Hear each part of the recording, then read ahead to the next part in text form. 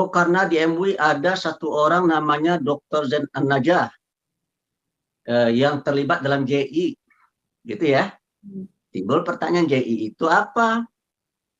Mungkin jawabannya adalah JI itu adalah sebuah kelompok yang bertentangan ideologinya dengan ideologi Pancasila.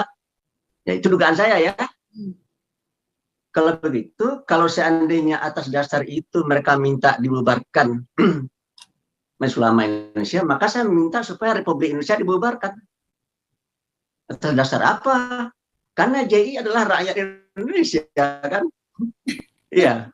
Dan juga di dalam negara Indonesia banyak sekali orang yang mengembangkan paham yang tidak sesuai dengan Pancasila tanpa menyebut nama saya.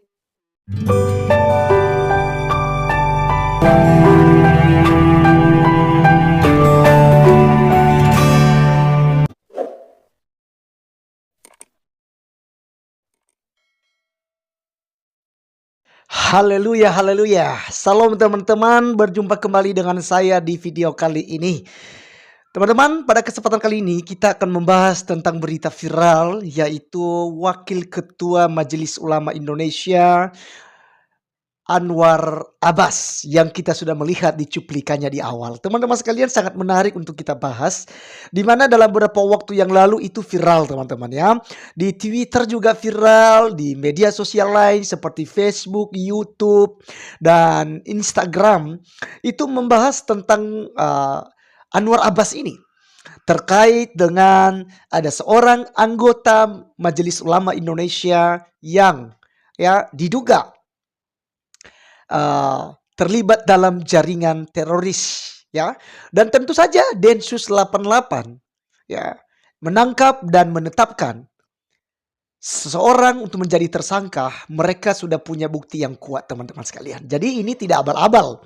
Walaupun dalam beberapa waktu yang lalu ada banyak sekali yang mengatakan bahwasanya bubarkan Densus 88 ya, sebelum penangkapan ketiga ustadz ya yang terlibat dalam teroris ini. Nah, jadi bubarkan ya Densus 88, tidak ada guna. Karena keberadaan Densus 88 menciptakan ya sebuah istilah Islamophobia. Jadi bubarkan Densus 88. Teman-teman sekalian, saya heran juga dengan itu. Padahal Densus 88 melakukan sesuatu hal yang terbaik untuk negara ini. Artinya, setiap orang yang punya niat untuk merusak NKRI, maka Densus 88 harus ciduk, diproses supaya Indonesia ini tetap aman, tentram.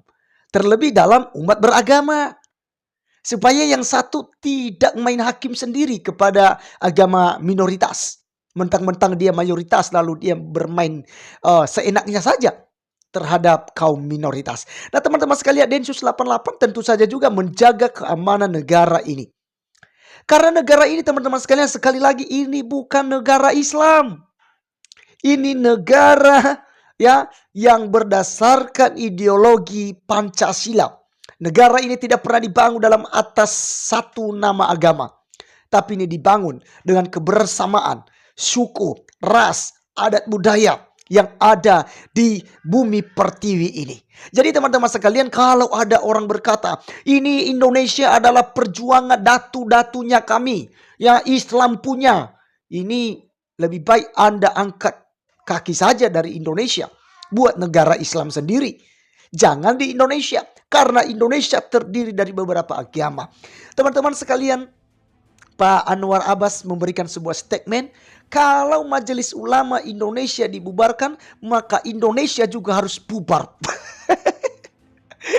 Enak sekali ngomong begitu ya teman-teman sekalian ya. Saya berpikir bahwa tidak berpikir jauh ya untuk menyampaikan, memberikan sebuah statement ini. Ya, wajarlah orang memberikan sebuah statement, bubarkan JMUI, Majelis Ulama Indonesia. Ternyata di dalamnya terdapat oknum-oknum yang terlibat dalam jaringan terorisme. Wajar dong kalau masyarakat Indonesia punya pembahasan semacam itu. Apa gunanya? Seharusnya kan Majelis Ulama Indonesia itu melindungi, mengayomi. Ya. Dan saya salut teman-teman sekalian. Saya bangga dengan caranya Densus 88 ya, yang cekatan dalam mengusut kasus-kasus jaringan teroris ini. Luar biasa teman-teman, tepuk tangan gitu. Artinya negara kita dijaga ketat oleh aparat kepolisian, militer juga. Mereka menjaga ketat dari orang-orang yang ingin merusak negara ini. Jadi teman-teman, kalau trending di sana bahwa bubarkan MUI, saya berpikir mari kita berpikir jauh. Apa sebabnya? Ya, tentu saja karena memang terdapat ya orang yang terlibat dalam jaringan teroris di dalam anggota Majelis Ulama Indonesia. Wajar dong kalau ada ya bahasa-bahasa semacam itu. Nah, yang menarik di sini teman-teman sekalian, waktu penangkapan 3 ustadz itu, kita melihat di beritanya bahwa wakil ketua MUI ini yaitu Pak Anwar Abbas meminta agar diberikan peringatan dulu. Artinya itu ingatkan dulu misalnya kayak Ustadz Farid Akbah ini ya. Ingatkan dulu, kamu mau ditangkap loh kalau kamu nak ini gini semua. Itu namanya itu memberikan peluang buat maling. Gitu ya. Artinya ada yang mencuri nih, datang ke rumah. Lalu kita punya kesempatan untuk nangkap dia, untuk serahkan dia ke polisi misalnya. Karena dia mau bunuh kita ini. Kita bilang, wih jangan, nanti polisi gini-gini semua dengan kamu. Kita peringati dia, beritahu ke dia kalau kita akan menangkap dia. Ini logikanya di mana? Tentu saja kalau diperingati terlebih dahulu, otomatis ya dia bisa meloloskan dirinya. Jadi pekerja Densus 88 sangat mantap. Bravo Densus 88 is the best. Saya doakan kiranya Tuhan memakai Densus 88 untuk melindungi negeri ini, menjaganya. Sehingga orang-orang yang ingin merusak NKRI ini bisa terusut, bisa dimusnahkan bila perlu. Nah, jadi teman-teman, statement daripada Wakil Ketua MUI yaitu Anwar Abbas itu sangat tidak masuk logika teman-teman sekalian. Kalau Majelis Ulama Indonesia dibubarkan, dia juga minta NKRI harus dibubarkan. Emang NKRI ini punya Muslim? Ya punya Majelis Ulama Indonesia NKRI ini, sehingga segampangnya untuk kita katakan bubarkan NKRI, bubarkan Indonesia. Wow.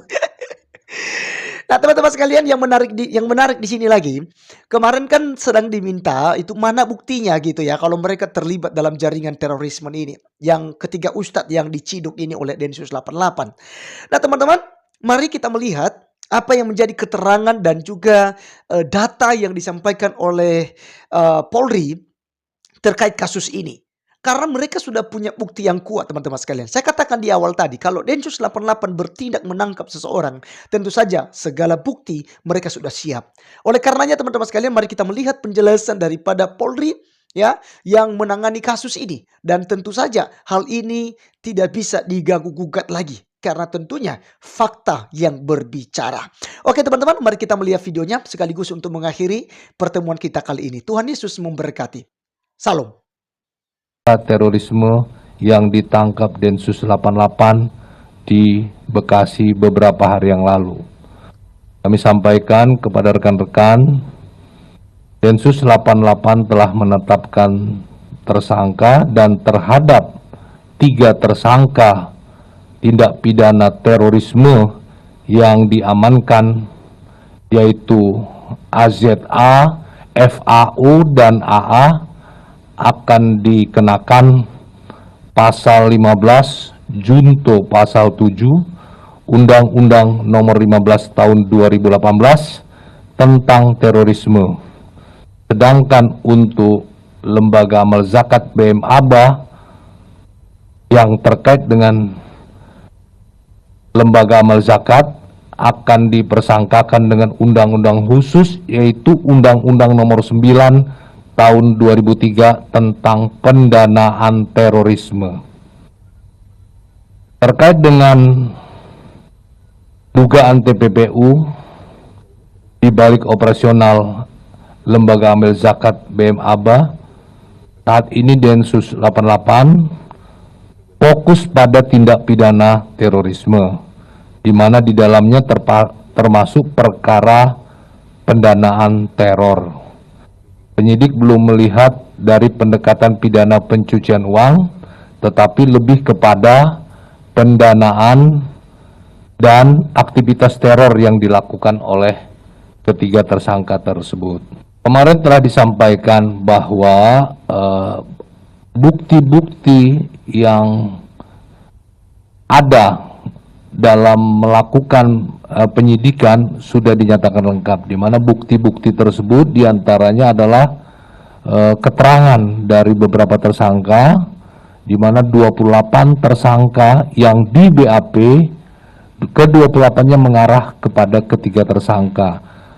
Dalam rilis kemarin itu ada dokumen-dokumen ya, termasuk di bawah ditunjukkan ya, nah, di mana dokumen-dokumen tersebut diisinya menunjukkan peran-peran daripada ketiga tersangka tersebut. Artinya dokumen yang dimiliki atau disita oleh Densus 88 sudah bisa menunjukkan peran daripada keterlibatan ketiga tersangka tersebut. Tentu kami tidak bisa buka di sini karena ini merupakan bagian dari penyelidikan dan penyidikan Densus, tapi nanti kita bisa lihat bersama-sama secara terbuka dan kita bisa tahu setelah diproses di pengadilan nanti.